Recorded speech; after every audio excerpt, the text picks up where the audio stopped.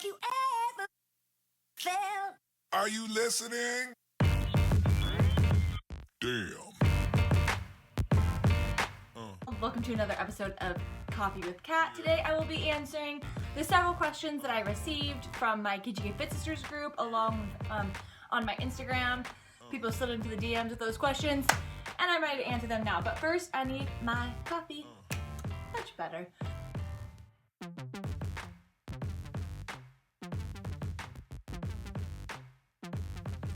You guys ready for this? Are you ready for health and fitness questions answered every single week? Let's do this. First things first, how do you take your coffee? That's seems like the perfect question for Coffee with Kat. So I buy the coconut coffee creamer from Trader Joe's. It's unsweetened, there's no sugar added to it. I put that in my coffee when I'm at home, or if I'm hitting up Starbucks, I get my coffee with steamed coconut milk in it. So that's what I do when I get my coffee. Opinions on powdered peanut butter. Is it good? Is it better to stick with the regular? What do you think? So I guess it's kind of subjective. It depends on your day. So for me, powdered peanut butter is a really great option when I'm kind of trying to keep my fat under control for that day. So say if I had an avocado with my breakfast and I've consumed a high amount of fat that day, I will go for a powdered peanut butter. But honestly, I try to avoid using things like that, things that are super processed, because a lot of times they add sugar alcohols to powdered peanut butters, which can be extremely bloating. And I just try to avoid uber processed things. And the beauty of fat content, of those high fat content foods like peanut butter, how it is naturally without it being powdered, which is basically them removing the fat from it, that removes out the highest nutrient part of the peanut butter. So I think you're better off using a regular one. It'll be more satisfying, more filling, but honestly, if your macros can't fit it for that day, or you've gone a little bit crazy on fat, that can be a really great option. It's also really yummy to add into smoothies or protein shakes if you don't want to have a lot of oil in it like you would maybe get from a nut butter. So when you first started, what were your ways of ensuring that milk supply didn't dip with exercising? So I had my son in May of 2013 and I exclusively breastfed him for the entirety of his nursing career, which it was definitely a career. He didn't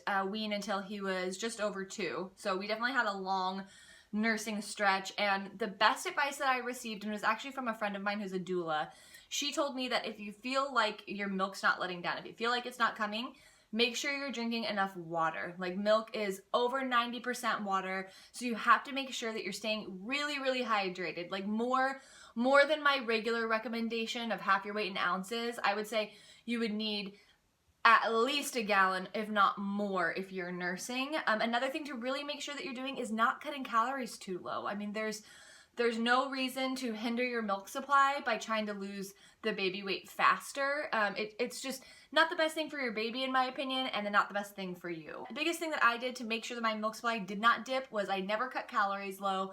I kept my water intake up really high, and some of the foods that kind of helped me, I find that oatmeal was really great for milk production. I've heard that that's a thing. I'm not sure if it's a wives' tale, but it helped me and I ate it almost daily. Okay, so best non-whey protein powders. So I find that the most common protein powder that you see on the shelf is whey protein, and if you are lactose intolerant, whey would not be a great choice for you. Whey is the protein found in milk, and that whey protein can be very irritating to somebody with a dairy allergy.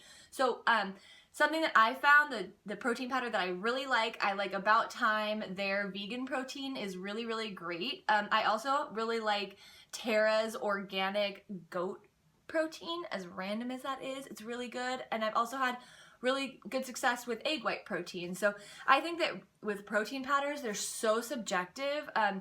See if you can get a sample of something. Or in the past, when I've tried non-dairy, non-whey proteins that I've liked, I really liked About Time's vegan protein.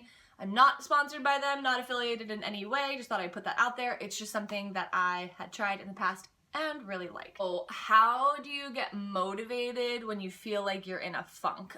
This is something that I've been dealing with a lot lately. I have just been not really feeling like doing it, and number one thing that I always recommend doing, so if you had previously planned to do a workout and you're kind of feeling like, oh, I just don't feel like doing it, put your workout clothes on fully. Like put them on head to toe, shoes on and everything. And like go about whatever you're planning on doing in your household. And I feel like just being in your workout clothes makes you want to work out. The biggest thing for me too is music is like the ultimate. I think it's really a great idea to like take a little bit of time putting together a really fun playlist. So if you have music that like gets you pumped up, makes you want to work out, I find that like really helps me get going for a workout, especially when I don't want to. Okay, so it is 100% totally possible to eat healthy without tracking macros. So the question that I received is it possible to stay on track and eat healthy and see results if you're not tracking? And I absolutely think that it is. I think that if you still kind of give yourself a kind of like a game plan. So sit down, figure out breakfast, lunch, dinner, all of your snacks, plan, prep, and pack those meals, then that's your meal plan. Those are your macros. So if you can kind of give yourself a general idea of calorically how much you're supposed to be eating, and then make sure you're planning and prepping and packing meals for that, then there's really no need in tracking anyway, because you've already done the homework for yourself. You've already given that gift to yourself of making sure that those meals are on track for you. You can totally meal prep and pack your meals without tracking a single thing. Just make sure that your meals are healthy, containing lean protein and complex carbs at every meal, and you're eating 5 to 6 small meals a day. And a thing that I wish I had known now about nutrition that I didn't know as a newbie was like to give yourself a little bit of grace, to give yourself a break and realize that like nobody is perfect. You're going to lose your mind if you're just going to eat plain chicken and vegetables every single day. Like you have to have some flexibility and be able to enjoy your life, because that's maintainable. If this is like something that you know you can't maintain for a long time because you're like, I hate everything I'm eating, I'm miserable, then that's not going to be something that you're going to carry out for the rest of your life. So instead of putting yourself on this super restrictive meal plan, find a way to be flexible and allow yourself to have those treats here and there without it like turning into a downfall of binge. And I think a really great way to do that is to plan out your treat meals ahead of time. So you know, like, I have a really good treat meal that I'm waiting to have, so I'm gonna skip out on whatever this impulse thing that I want right now because I'm gonna have pizza and beer later, because that would be better to me than a stale donut in the office, personally, but that's personal preference. So is it possible to overtrain, and how do you prevent injuries? Yes, I've answered this in past videos. So yes and no. I do think that it would take a lot to get to the point of overtraining, but some of the girls in my group are extremely active, so I'm going to answer this question for them or anyone who is an extremely active person. Yes, it is possible to overtrain, and yes, rest days are 100% completely necessary. So rest days are important for a variety of reasons. One, it helps you avoid getting burnt out. Like, it's so easy to go balls out for 30 days and then be like, dude, I'm so worn out.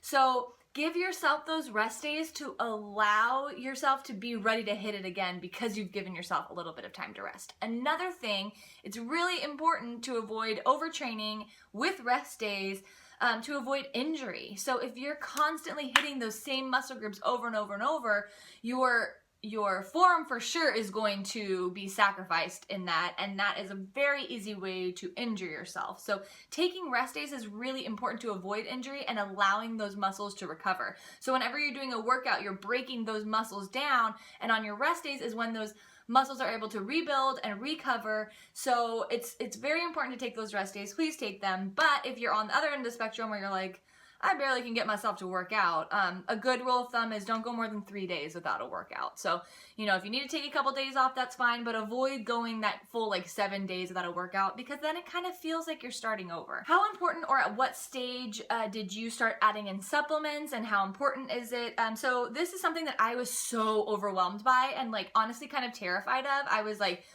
I am so clean, and I won't use any pre-workouts, I won't use any supplements, whatever. I got about a year or two into my training, and I was just experiencing a lot of exhaustion. I was experiencing a lot of muscle fatigue, and so I started implementing glutamine. So glutamine is something that's really good to take at the end of your day. They've done studies about it's better to take at the end of your day, but it allows your muscles to recover and heal, and I find I'm not as sore when I'm taking glutamine.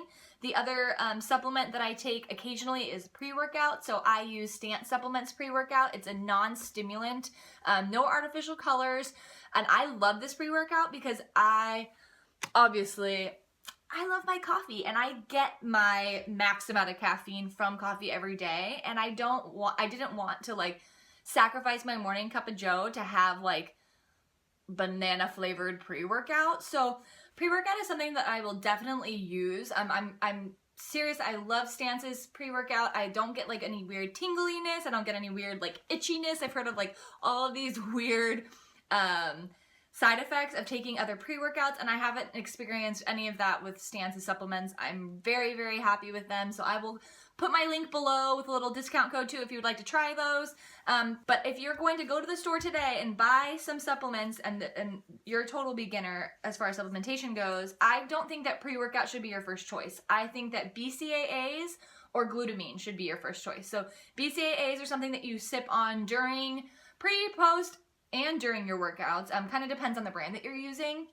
But these really help you with endurance. It helps you with muscle fatigue, and it helps you stay hydrated. So basically, like those famous sports drinks, BCAAs is like a less sugary version. Most of them use sugar alcohols or don't have any sugar added to them. You mix them into your water, and it's a nice thing to sip on during your workouts to stay hydrated. So BCAAs are something, yes, I would say recommend to get, and glutamine is something, yes, I would recommend to get. I hope you enjoyed this episode of Coffee with Kat. If you have questions that you'd like me to answer next week, I will be doing this every single week, so make sure you subscribe and give this video a thumbs up if you enjoyed it. Leave your questions below, and I will see you for Workout Wednesday. You better be ready to work out. Yeah.